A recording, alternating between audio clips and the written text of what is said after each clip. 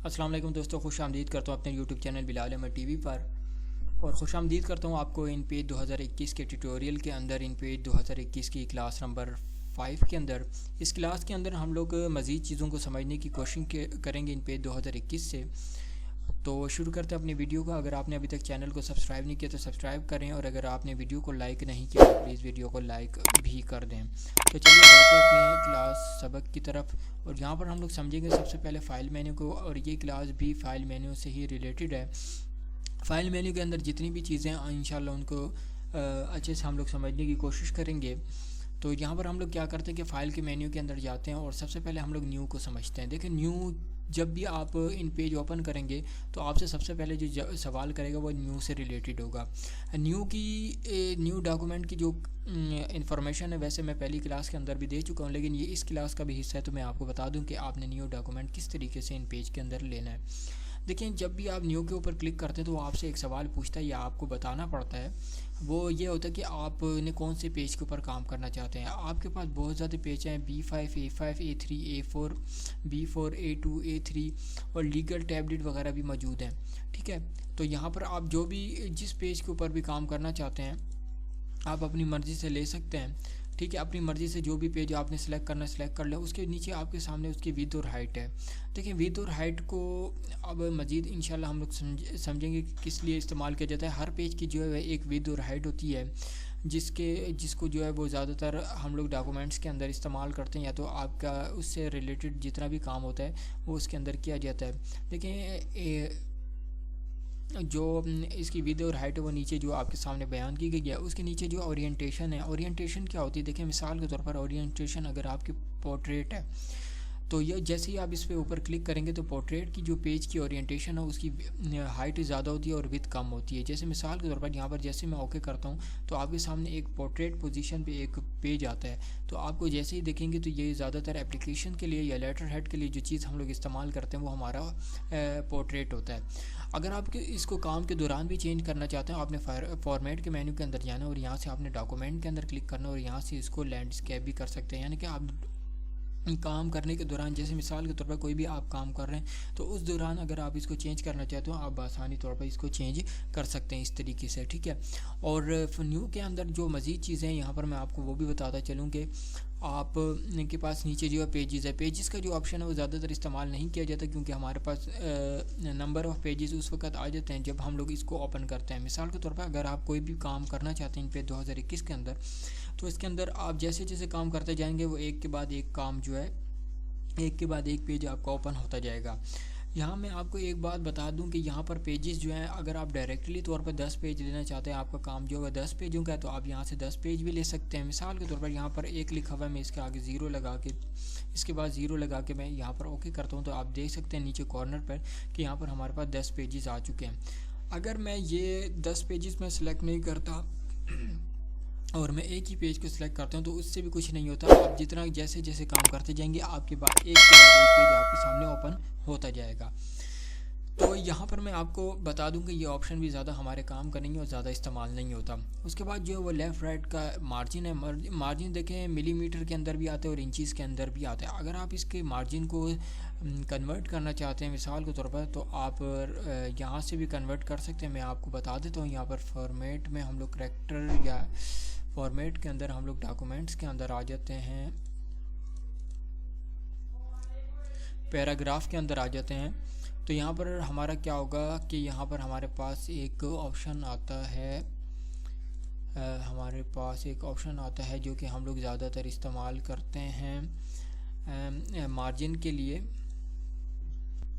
आपने कुछ इस तरीके से करना है कि मिसाल के तौर पर यहाँ पर मैं आपको बता दूं कि यहाँ पर रेफरेंसेस के अंदर जाना है और यहाँ पर आप लोगों ने डॉक्यूमेंट्स पे क्लिक करना है। तो यहाँ से आप इंचेस से मिलीमीटर के अंदर या जिस चीज़ के अंदर पॉइंट्स के अंदर चाहें तो आप पॉइंट्स के अंदर भी आ सकते हैं। जैसे मिसाल के तौर पर मैं यहाँ मिलीमीटर पे आ जाता हूँ तो यहाँ पर आपको इसको जो लेफ़्ट राइट मार्जिन वो आपको मिलीमीटर के अंदर भी मिल जाएगा।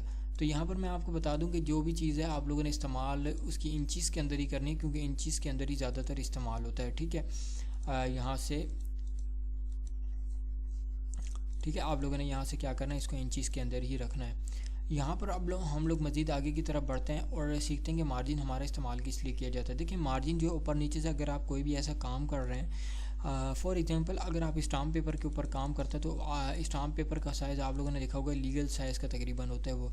तो उसके लिए हम लोग क्या कर देंगे, ऊपर से तकरीबन 6 इंच की जगह छोड़ते हैं ताकि ऊपर वाली जितनी भी हमारी छाप है स्टाम्प पेपर की उसके ऊपर प्रिंट ना हो। अगर आप लेटर हेड के ऊपर प्रिंट करना चाहते हो तो जाहिर सी बात है कि आपकी कंपनी का कोई भी लेटर हेड है, मिसाल के तौर पर कोई भी शॉप का लेटर हेड है, तो आप की कोशिश होगी कि उसके लेटर हेड के ऊपर जो है प्रिंट है, लेकिन उसके नीचे यानी कि कंपनी के नेम के नीचे है।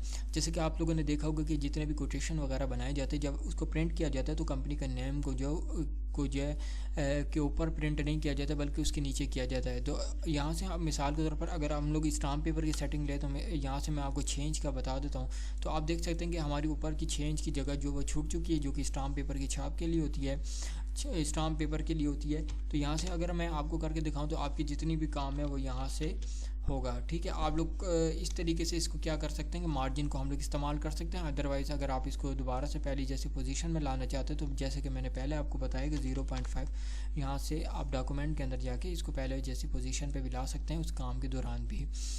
और उसके बाद जो हमारे पास न्यू के पेज के अंदर दीगर चीज़ें वो ये कि अगर आप कोई भी डॉक्यूमेंट टाइप कर रहे हैं, आपकी ख्वाहिश है कि वो राइट टू लेफ़्ट ना हो बल्कि लेफ़्ट टू राइट हो, तो आप लोगों ने नीचे या ऊपर कहीं भी क्लिक कर देना। वैसे बाय डिफ़ॉल्ट जो है वो जो चल रहा होता है इसका उर्दू का वो राइट टू लेफ़्ट ही होता है और उर्दू राइट टू लेफ़्ट ही लिखी जाती है। यहाँ पर हमारे पास कॉलम है। कॉलम ज़्यादातर आप लोगों ने न्यूज़पेपर के अंदर देखा होगा कि कॉलम के अंदर जो है वो टाइपिंग की गई होती है। मिसाल के तौर पर यहाँ से मैं 3 कॉलम लेके आपको दिखा देता हूँ। तो यहाँ से जैसे जैसे आप टाइपिंग करते जाएंगे, कुछ भी आप टाइपिंग करते जाएंगे तो आपका क्या होगा, डेटा जो वह एक के बाद दूसरे कॉलम में आपके सामने आ जाएगा। फॉर एग्जांपल यहाँ पर एक फ़ाइल मेरे पास सेव पड़ी हुई है, इसका मैं कुछ डेटा जो आपके सामने यहाँ से कॉपी कर लेता हूँ और इसको यहाँ से मिनिमाइज़ करने के बाद हम लोग क्या करते हैं यहाँ पर पेस्ट कर देते हैं। तो आप देख सकते हैं कि ये कॉलम के अंदर काम इस तरीके से किया जाता है। आप देख सकते हैं कि फॉर यहाँ से इसके लश्कर के बाद क्या हुआ कि यहाँ से हमारा डेटा जो है शुरू हो गए।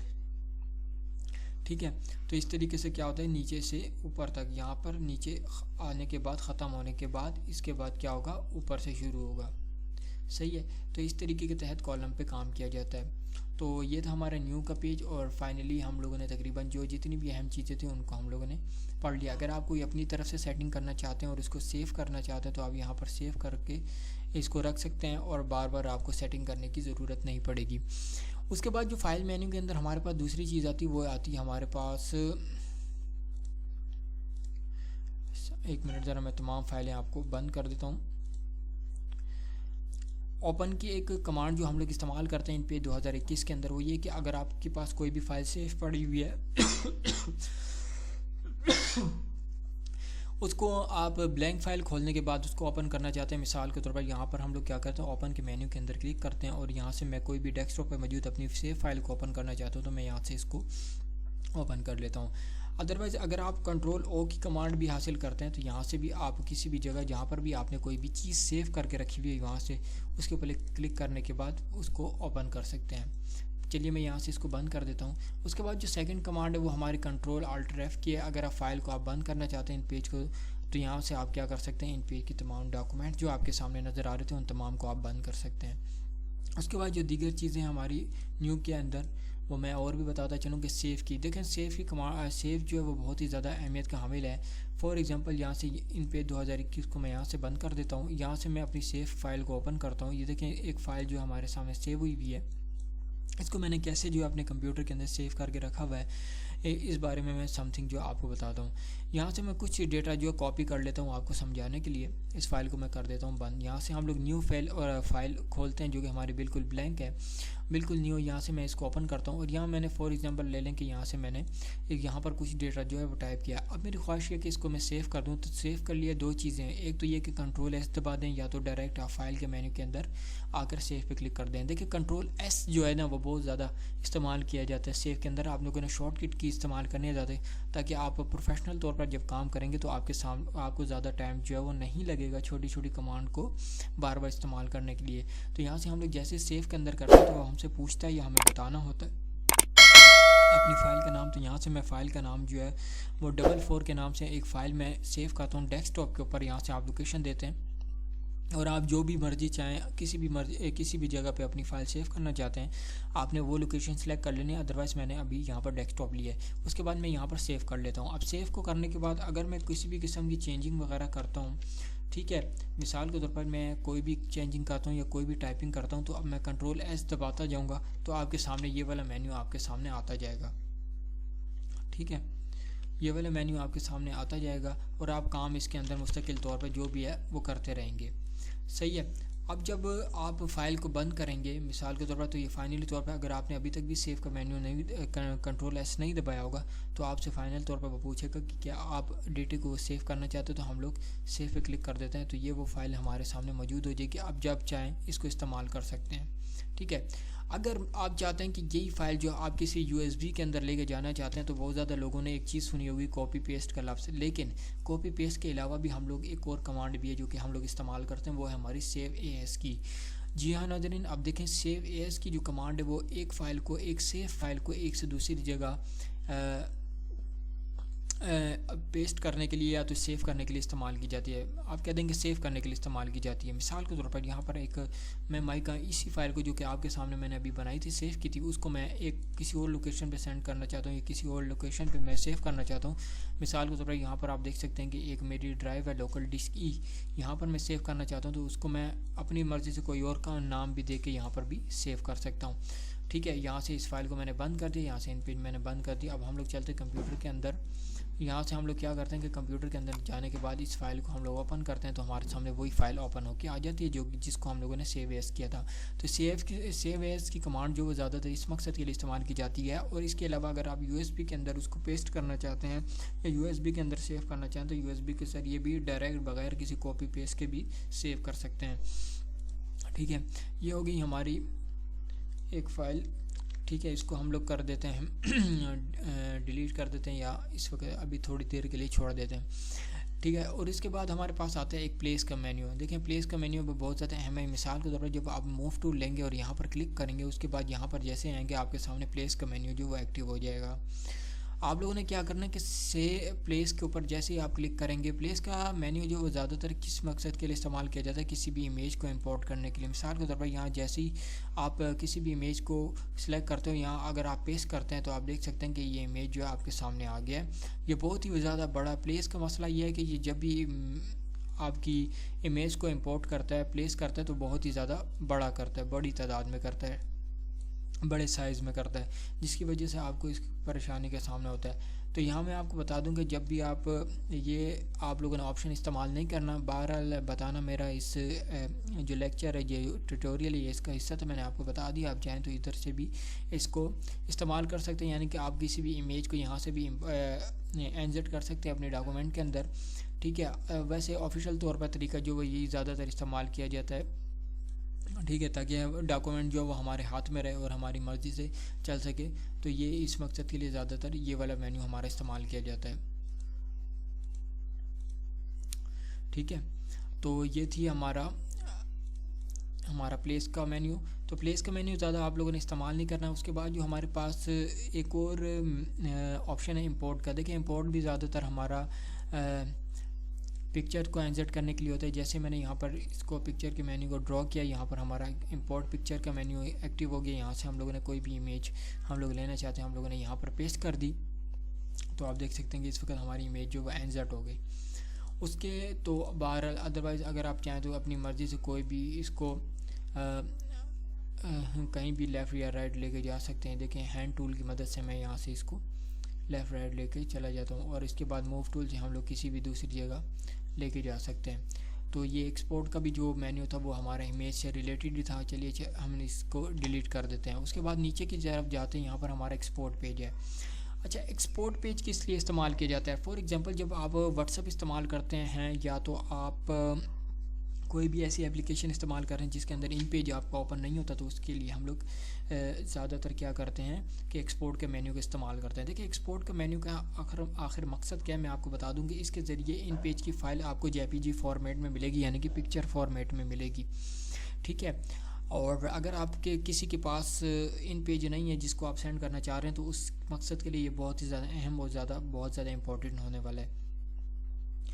देखिए एक्सपोर्ट के मेन्यू को इस्तेमाल करने के लिए हम लोग क्या करेंगे, यहाँ से सबसे पहले इसका नाम चेंज कर देता हूँ। आप चाहें तो नाम चेंज कर भी सकते हो, नहीं तो छोड़ दें, ठीक है। यहाँ से आप लोगों ने नाम टाइप कर लिया और नीचे कुछ जो है वो चीज़ें हैं जिनको हम लोग बताना चाहते हैं। सबसे पहले सिलेक्ट ऑब्जेक्ट है, उसके बाद ऑल पेज है। देखिए ऑल पेज आमतौर पर अगर आप तमाम पेजों को जेपीजी बनाना चाहते हैं तो उस मकसद के लिए इस्तेमाल होगा। अगर आप कुछ सम पेजेस जो हैं उनको बनाना चाहते हैं, जैसे कि मिसाल के तौर पर पेजेस हैं यहाँ से 1 to 10 तक है, मिसाल के तौर पर यहाँ से 1 to 10 तक है, तो आप उसमें से समथिंग पेजों को बनाना चाहते हैं। मिसाल के तौर पर अगर मेरे पास 10 पेज होते और मैं यहाँ से, तो ये यहाँ पर हम लोगों को टाइप करना पड़ता है 1 और 2, क्योंकि मैं आपको बता दूँ कि अगर आप लोग 2 पेजों को ही जेपीजी बनाना चाहते हैं तो उस मकसद के लिए ये पेजेस का ऑप्शन इस्तेमाल किया जाता है। मिसाल के तौर पर अगर आपके पास 10 पेज हैं तो आप यहाँ 10 पेज हैं उनमें से 5 को बनाना चाहते हैं जेपीजी, तो यहाँ पर आप लोगों ने 1 लिखना है और यहाँ पर 5 लिखना है, ठीक है। और इसके बाद यहाँ मिसाल के तौर पर यहीं पर रहते हुए, यहाँ पर ऑल पेजेस के ऊपर रहते हुए मैं आपके सामने ब्राउज़ का ऑप्शन दबाता हूँ, या ये हमसे पूछता है कि आपको कौन सी जगह पर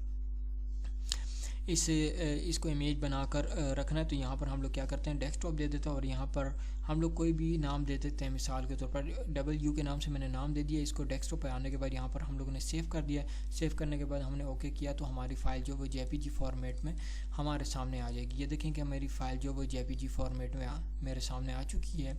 यहाँ से इसको मैं चाहूँ तो किसी भी चीज़ के अंदर ओपन कर सकता हूँ। ये देखें मेरी फ़ाइल जो है इस वक्त जेपीजी फॉर्मेट में आ चुकी है, ठीक है। तो इसको आप क्या कर सकते हैं, आप व्हाट्सअप भी कर सकते हैं क्योंकि आपकी फ़ाइल जो वो जेपीजी फॉर्मेट के अंदर मौजूद है।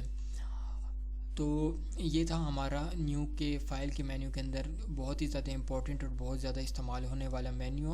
उम्मीद करता हूँ कि आपको मेरी ये वीडियो पसंद आई होगी। और नेक्स्ट वीडियो जो भी हमारी इंशाल्लाह प्रिंट से रिलेटेड होगी कि हम लोग प्रिंट किस तरीके से करते हैं इन पेज के अंदर। तो मेरी ये वाली इसके बाद वाली वीडियो भी आप लोग ज़रूर देखिएगा। उम्मीद करता हूँ कि ये वीडियो भी आपको ज़रूर पसंद आई होगी। मिलते हैं नेक्स्ट वीडियो में, तब तक के लिए अल्लाह हाफ़िज़। लेकिन उससे पहले आप लोगों ने मेरे चैनल को सब्सक्राइब ज़रूर करना है और बेल आइकन पर क्लिक ज़रूर करना है। अगर आपको मेरी वीडियो पसंद आ रही है तो प्लीज़ इस वीडियो को लाइक भी कर दें। मिलते हैं नेक्स्ट वीडियो में, तब तक के लिए अल्लाह हाफ़िज़।